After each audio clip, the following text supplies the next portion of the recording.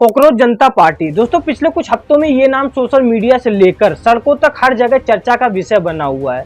जरा इस वीडियो को देखिए। इसमें हजारों छात्र प्रोटेस्ट कर रहे हैं। जंतर मंतर पर लगातार धरना चल रहा है।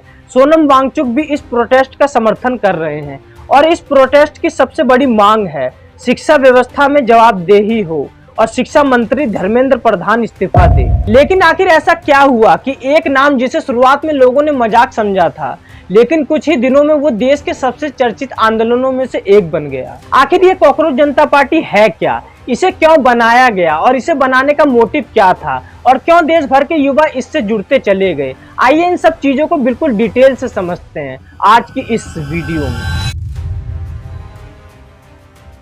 दोस्तों सबसे पहले समझ लेते हैं कि कॉकरोच जनता पार्टी यानी सीजेपी है क्या।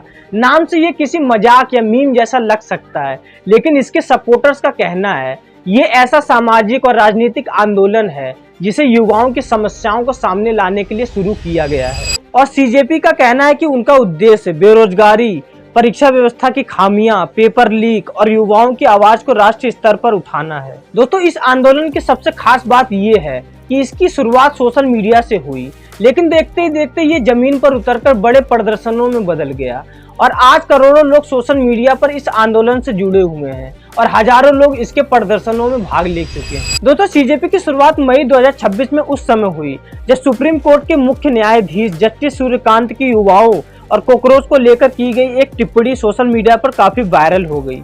हालांकि बाद में जस्टिस सूर्यकांत ने सफाई देते हुए कहा कि उनकी बातों को गलत तरीके से पेश किया गया था, लेकिन तब तक सोशल मीडिया पर इस मुद्दे को लेकर बड़ी बहस शुरू हो चुकी थी। और इसी दौरान महाराष्ट्र के छत्रपति संभाजीनगर के रहने वाले अभिजीत दीपके, जिन्होंने अपनी पढ़ाई पुणे से की और अभिजीत पहले आम आदमी पार्टी की कम्युनिकेशन टीम के साथ काम भी कर चुके हैं और बाद में अभिजीत अपनी आगे की पढ़ाई के लिए अमेरिका की बोस्टन यूनिवर्सिटी में चले गए। दोस्तों जब ये सूर्यकांत वाला मुद्दा अभिजीत ने सुना तो उन्होंने इस मुद्दे को विरोध के रूप में उठाते हुए कॉकरोच जनता पार्टी यानी सीजेपी की शुरुआत की।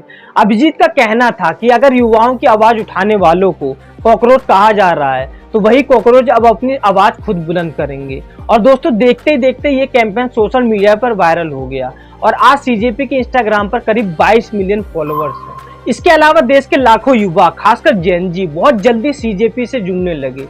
इसकी सबसे बड़ी वजह थी बेरोजगारी, पेपर लीक, परीक्षाओं में देरी और भविष्य को लेकर बढ़ती चिंता। जब सीजेपी ने इन मुद्दों को लेकर सोशल मीडिया पर उठाया तो कई युवाओं को लगा कि उनकी आवाज सुनी जा रही है। दोस्तों एक बार जरा इस वीडियो को देखिए। आप देख सकते हैं कि कैसे ये कैंपेन कुछ ही दिनों में सोशल मीडिया से सड़कों तक पहुंच गया।